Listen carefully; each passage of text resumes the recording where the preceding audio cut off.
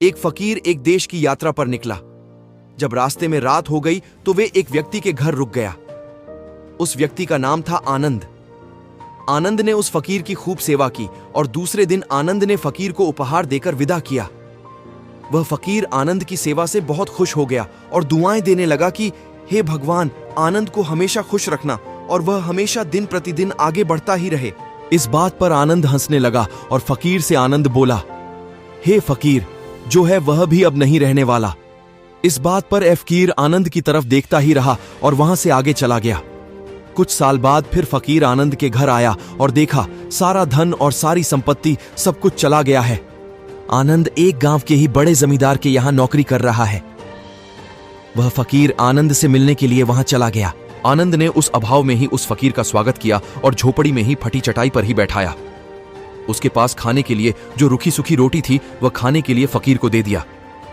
जब फकीर वहां से जाने लगा तो उसकी आंख में आंसू था और फकीर कहने लगा, हे भगवान, तुमने यह क्या किया? तो आनंद फिर हंसा और कहने लगा, अरे फकीर, तू क्यों दुखी हो रहा है? ईश्वर हमें जिस हाल में भी रखें, हमें हमेशा खुश रहना चाहिए, उसे धन्यवाद देना चाहिए। समय सदा बदलता रहता है और इतना भी नहीं, यह भी नहीं रहने वाला है। इस पर फकीर सोचने लगा कि मैं तो केवल भेष से ही फकीर हूं, लेकिन सच्चा फकीर तो तुम हो आनंद। कुछ साल बाद फकीर फिर से यात्रा पर निकला और आनंद से मिला और देखा तो देखता ही रह गया, क्योंकि सब कुछ बदल चुका था। आनंद अब जमींदारों का जमींदार बन चुका था। उसे मालूम हुआ आनंद जिस जमींदार के यहां नौकरी कर रहा था उसकी कोई संतान नहीं थी और अपनी सारी संपत्ति और जायदाद आनंद को दे दी। फकीर बहुत खुश हो गया और आनंद से कहा, अच्छा हुआ वह जमाना गुजर गया। भगवान करे अब तुम ऐसा ही बने रहो। यह सुनकर आनंद फिर हंसने लगा और कहने लगा, फकीर, अभी भी तेरी नादानी बनी हुई है। फकीर ने फिर आनंद से पूछा, क्या यह भी नहीं रहने वाला? तो आनंद ने उत्तर दिया, हां, या तो यह चला जाएगा या फिर इसको अपना मानने वाला ही चला जाएगा। यहां पर कुछ भी रहने वाला है ही नहीं।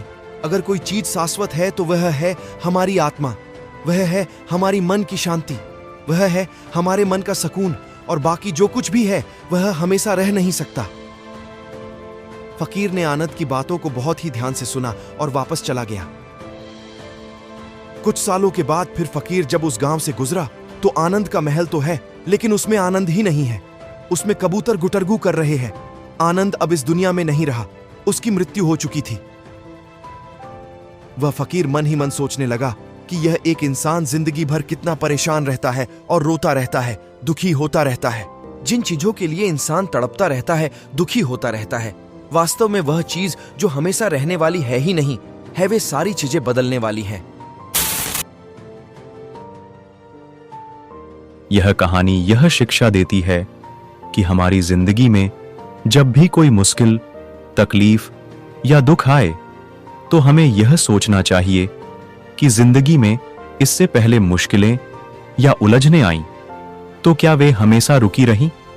जैसे सारी मुश्किलें आकर चली गईं, वैसे ही यह भी मुश्किल चली जाएगी। यह भी हमेशा रहने वाली नहीं है।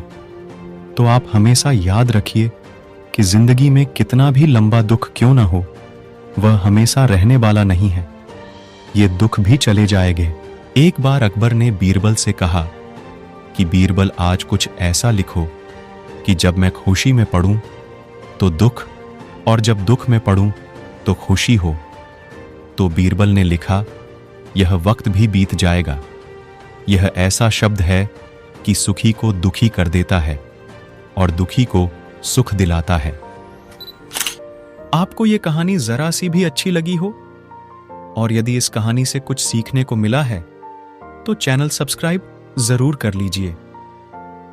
मिलते हैं हौसला बुलंद कर देने वाली अगली वीडियो में। मेरे दोस्त, अपना ख्याल रखना।